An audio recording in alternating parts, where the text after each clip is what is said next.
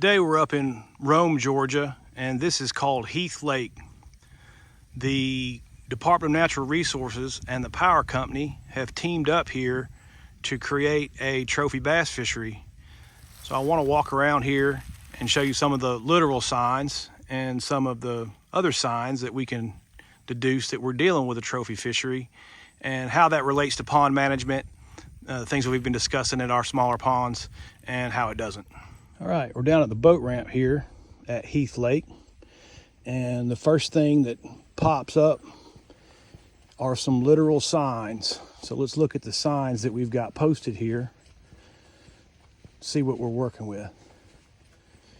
All right, we got just common fish that are located in the lake: bass, crappie, walleye, bluegill, channel catfish, and red ear sunfish. Now, some of these fish we recommend stocking in our ponds if you've been following a long time. Some of them we don't. Black crappie we don't recommend in ponds. This is a 202-acre lake, so that is a difference between a pond and a lake. That walleye is also a stocked fish here. We don't put walleye in ponds. They won't even survive in ponds. Our red ear are beneficial to our ponds for controlling parasites, so we do put those in ponds. Channel catfish work well in ponds.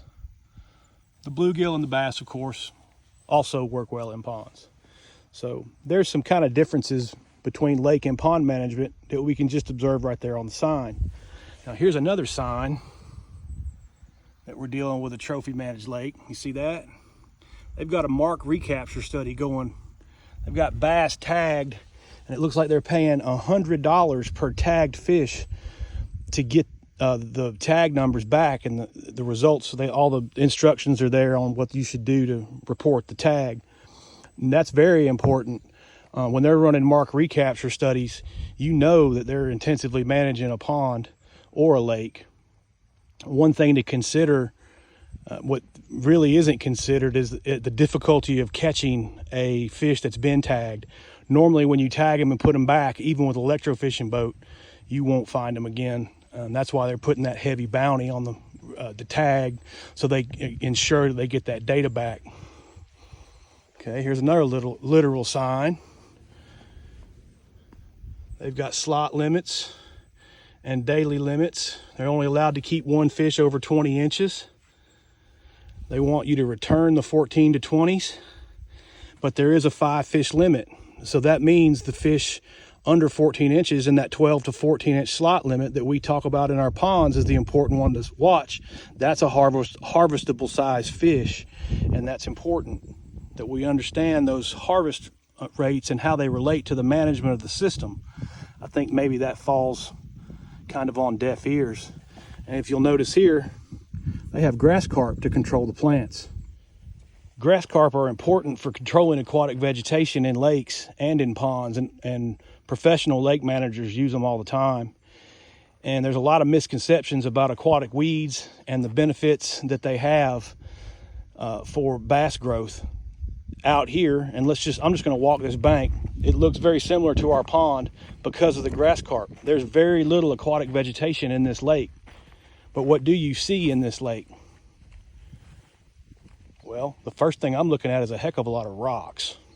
And I know from fishing out here that there's big rock piles out in the middle of this lake, all along the creek channel and along this island. And actually it goes down, and I think there may be 20 of them, big rock piles. And as you can see, they've used rocks to stabilize this bank and to create habitat for crawfish, and shad like to scrape algae off of rocks. And the benefit of having rock instead of weeds is weeds that will overgrow the lake in the summertime. And some of the negative aspects of weeds aren't talked about very much. You can see this whole bank is lined in rock. And that's very beneficial habitat for our fish. All right, in keeping with the aquatic weed control, let's just walk this bank and look and see if we can even spot any weeds in this lake. I do see some filamentous algae on those rocks, green slime. That's normal, and it's not out of control. I do see that plant right there is called parrot's feather. It's a marginal plant, but again, not growing out of control thanks to our grass carp. A lot of rocks down there. I can see fish moving in and out of the rocks. See a little more parrot's feather. You know, a little bit of plants around the edge isn't hurting, but where the plant growth gets you in trouble, and why we use the grass carp, is because plants grow really, really fast in the summertime. And the part that guys don't understand is the plant growth, once it gets excessive, uses oxygen at night like anything else. The plants respire at night. So if you have a bunch of aquatic vegetation in the lake, you run the risk of having a fish kill due to oxygen depletion in the summertime. So that's one reason why we use grass carp, to keep that under control. Now, we got 202 acres of water out here to manage. If you get a plant that grows over that much water, you're looking at a massive bill. You're gonna have to put chemicals in to control it, so you're driving up man hours. Oop, here we go. Look at here. Now, we can have problems in grass carp ponds. You see that? Let me crawl down here and look. This is filamentous algae. So grass carp don't like eating this stuff. I know you guys have seen it. It gets its name, if you give it a squeeze, it looks like steel wool. It's got filaments. So grass carp won't control this. So since we have grass carp in here, we'll have a situation where we'll probably have to do some more algae treatments, because the plants are being controlled, the algae will take off. Another benefit that the grass carp give us is it shifts the nutrients that are available in the lake away from plant growth and to the plankton growth. And if you've been following for any amount of time, you know that plankton is the base of the food chain. It's incredibly important. Simply put, the more plankton you have, the more fish you'll have. So by reducing the plant growth with the grass carp, we're bumping this system towards more plankton, more available nutrients to the plankton, and that means we have more larval fish that are able to survive because of the higher densities of zooplankton that they have to feed on. Okay, let's look at more of our littoral signs.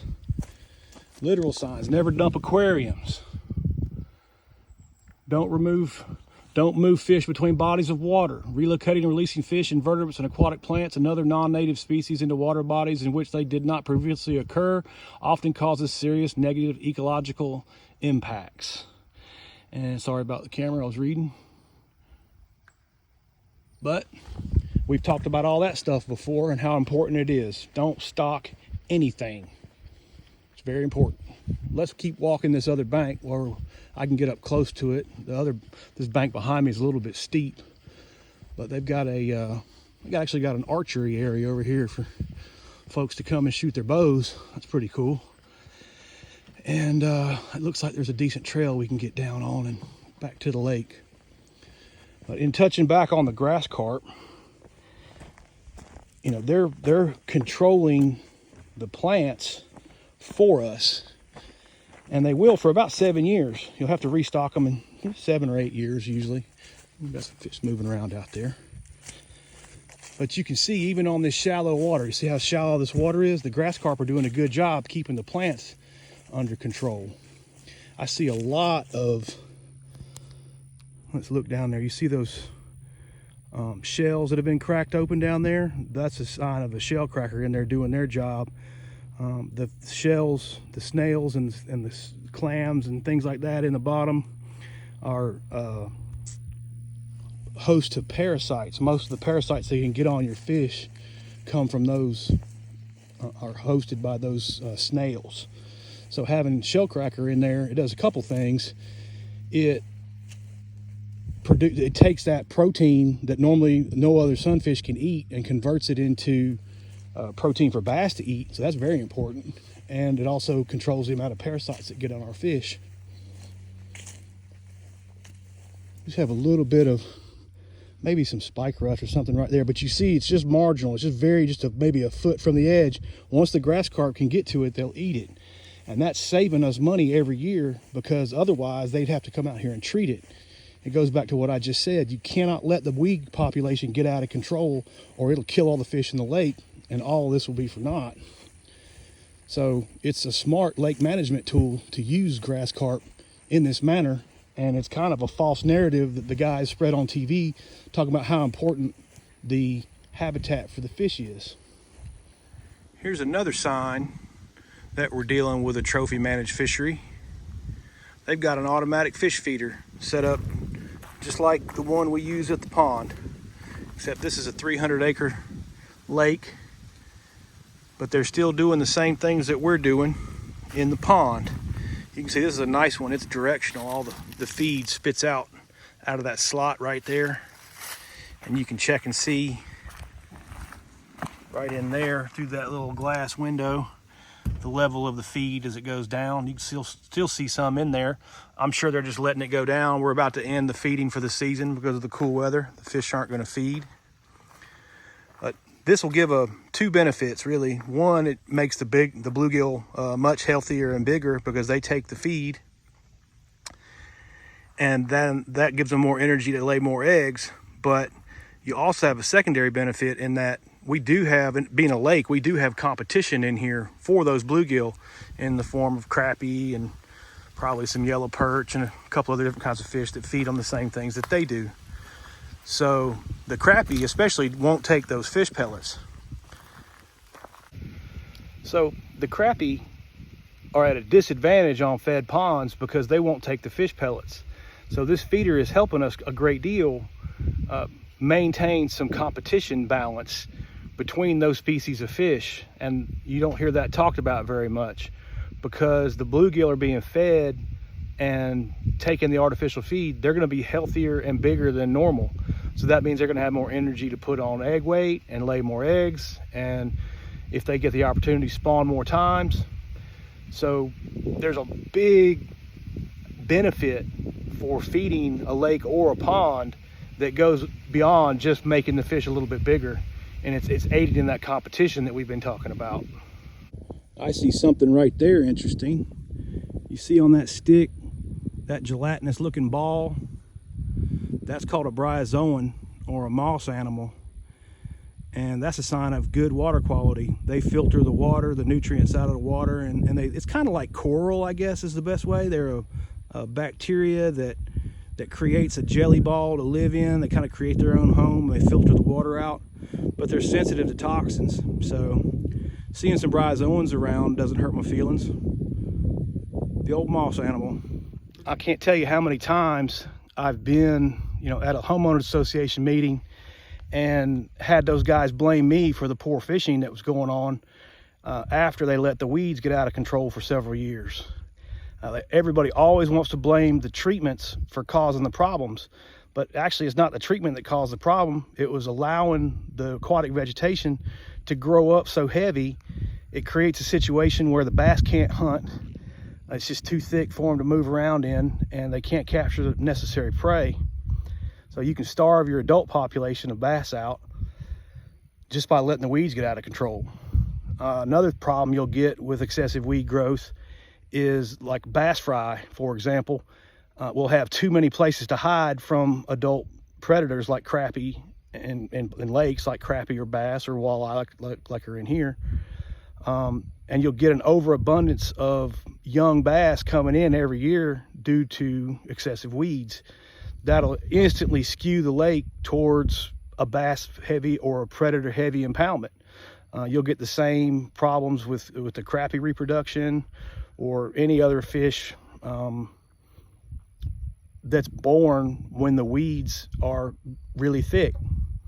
So it's just, I want to put these ideas out there because most of the time what I hear is how important the aquatic vegetation is to the fishery, and it's really not that important, provided that you were smart like these guys and used timber and rocks and even sand, other forms of substrates, other habitats that won't grow over the entire lake and create problems with the fish population balance like aquatic weeds will.